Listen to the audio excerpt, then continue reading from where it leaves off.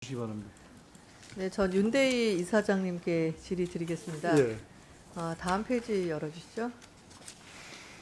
지금 회사채 발행 실적을 좀 보면요, 이사장님. 네. 그 대기업인 경우에는 그 올해 들어서 3.15%가 증가했는데 중소기업은 83.3%가 감소했습니다. 네. 아시는 것처럼 지금과 같은 뭐 경제 불황을 넘어서 기업들한테는 위기로 치닫고 있는 상황에서 이게 줄었다는 얘기는 돈이 필요 없어서가 아니라 회사채를 발행할 수 있는 조건이 지금 부합되지 못해서인 것 같거든요.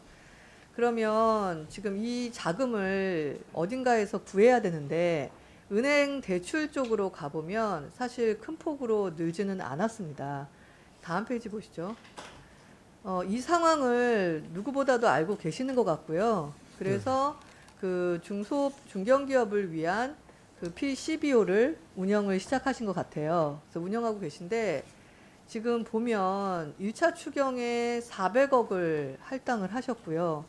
대기업이란 중견기업 같은 경우는 지금 합계가 1조 6천억 정도가 됐습니다. 근데 지금 그 아래 내용을 보시면 이 주력 사업이 지금 중소중견기업이거든요.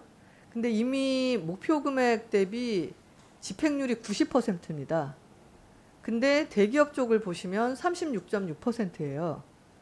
저는 이 표를 보고 왜 1차 추경과 3차 추경에서 이렇게 큰 비율로 예산을 확보하지 않으셨는지가 되게 궁금해서 그거 먼저 질문 드리겠습니다.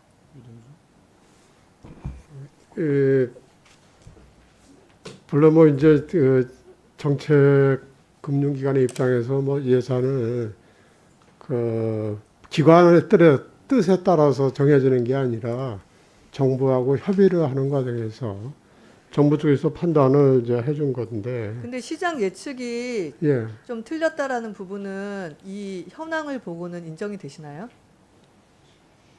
근데 이제 그 주력산업 PCBO가 그 작년 대비해서 그 대폭 저희가 배정을 해놨습니다. 작년에 그 9천억이었는데 금년에 1조 7천억으로 갔거든요. 그래서 저희는 그때 네, 제가 시간이 없어서 이사장님 저기 이 표에서 느껴지는 건 뭐냐면 이미 추경은 끝났기 때문에 우리가 내년도 예산을 걱정해야 되는 상황이거든요. 내년도 예산 설정을 하실 때 중소중견기업에 지금 앞에서 보시는 것처럼 일반적인 회사채 발행도 힘들고 그 다음에 신용등급이 떨어지니까 대출도 힘든 상황이거든요. 네. 이 상황에서 PCBO의 내년도 예산 증액하실 때 좀 상황을 봐주셨으면 하고요. 다음 페이지 보시면 저희가 신보에서 발행한 PCBO 그 업체들을 봤을 때 신용등급이 BB- 이상이었습니다. 근데 올해 같은 경우 중소벤처기업부에서 신용등급을 B+로 내렸거든요. 그래서 정말 많은 업체들이 그 혜택을 받았다라는 후기를 올리고 있습니다. 다음 페이지 보시죠. 그 신용보증기금에 가면 실제로는 B+ 이상으로 한다라고 되어 있는데 실제 수혜 기업 중에는 하나도 없었습니다. 그래서 부탁드리고 싶은 것은 신용등급을 실제로 B+부터 시작할 수 있게 해 주십사 하는 거랑 내년도 예산 편성에 신경 써 주시기 바랍니다. 네, 알겠습니다. 그리고 그 다음에 이계문 진흥원장님. 네. 이거 보시면, 네, 다음 페이지 보여주시죠. 지금 서금원을 4층에 갖고 피해액이 날로 증가되고 있습니다. 그래서 2018년도에는 한 건이었는데 2019년은 15건인데 저는 15건으로 보지 않는 게요. 이 부분을 이렇게 의뢰해갖고 하는 쪽이 굉장히 서민들입니다. 네, 맞습니다. 그래서 서민들은 서민금융원이 있는지도 모릅니다. 그래서 피해를 입어도 이것을 어디에다 신고해야 될지 모르기 때문에 서금원에 신고된 게 15건인 거지 네이버에 들어가서 카페를 보면 굉장히 많은 글들이 올라오고 있습니다. 다음 페이지 보시죠.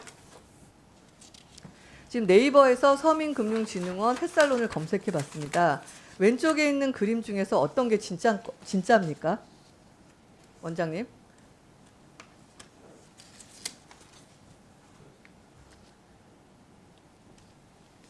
전부 진짜가 아니고요.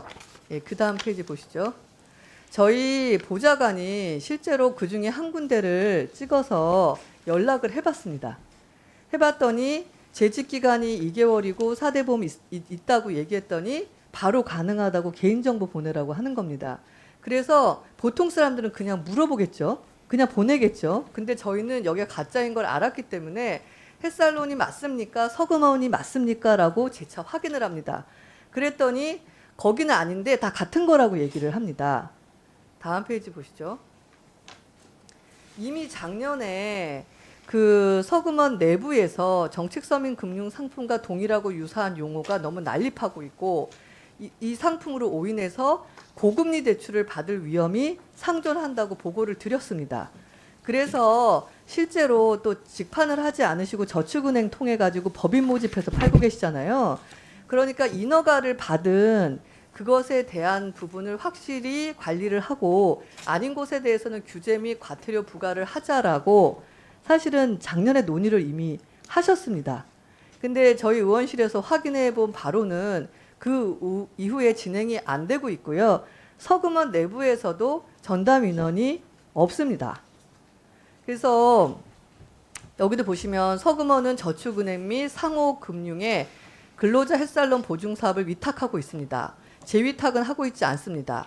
다만 저축은행 등에서는 대출 모집 법인을 하고 있습니다. 라고 되어 있는데 그럼에도 불구하고 서금원은 해당 모집 법인의 리스트도 관리하고 있지 않습니다. 라고 저희 의원실이 받았습니다. 그래서 결론은 지금 경기가 너무 어렵기 때문에 예전과 다르게 서금원의 햇살론을 이용하는 사람들 수가 급증할 것 같고요. 그 다음에 서금원에다가 이게 문제가 있다고 신고하는 비율도 굉장히 낮을 것 같고요.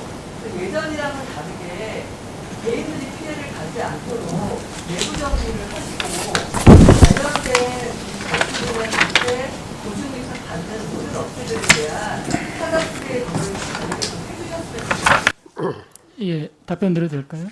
예, 아주 굉장히 좋은 지적을 해주셨습니다. 사실은 말씀 주신 것처럼 서민 취약계층들이 이런 사칭 피해라든가 이런 부분이 저도 뭐 SNS상에 늘 체킹을 하면서 심지어는 댓글도 우리 직원들이 달도록 나름대로 노력을 하는데 저도 직접 한번 연락도 해본 적도 있었고요. 그런데 저희가 사실은 파악을 해가지고 실제로 신고한 적도 이미 이제 의원님 아시고 계시겠지만 16건을 해서 시정 조치도 한 적도 있었고 다만 이제 저희가 금감원이라든가 또 경찰하고 긴밀하게 협업을 해서 하고는 있습니다만 그런 부분이 저희가 사실은 근거가 좀 미약합니다. 그래서 물론 이제 모니터링 센터를 만들어가지고 저희 서금원 내에서 운영을 하고 있는데 지금 서민금융법 개정 안에 이런 이 사칭 불법 광고 금지 또는 과태료를 매길 수 있는 그런 근거 조항이 이번에 정보입법으로 제출이 됐습니다. 그래서 꼭 위원님 말씀 주신 것처럼 관심을 갖고 좀 이렇게 처리했으면 좋겠고요. 저희도 지금 의원님 관심 갖고 말씀 주신 것처럼 제가 직접 상담을 76명하고 상담을 해봤었습니다. 서민들하고. 제가 상담한 분 중에 5분은 엉엉 우신 분들이 계세요. 그러니까 제가 너무 그 상황을 잘 알기 때문에 저희가 SNS상에서 저희 직원들이 이 서포터스를 만들어가지고 직접 댓글도 직접 달자 이렇게까지 하고 있는데 다만 아까 말씀드린 것처럼 저희가 전방위적으로 하기에는 저희가 대출 모집인들을 저희가 컨트롤할 수 있는 어떤 권한이라든가 이런 게 없거든요. 그래서 나름대로 신고를 하고 금감원이나 또는 경찰하고도 협업을 하면서 하고는 있습니다만 좀 어려움이 있습니다. 그래서 어려움은 있으셔도 가능한 범위 내에서 할 수 있는 부분을 네. 정리해서 네. 그렇게 하겠습니다. 네, 감사합니다. 예, 이용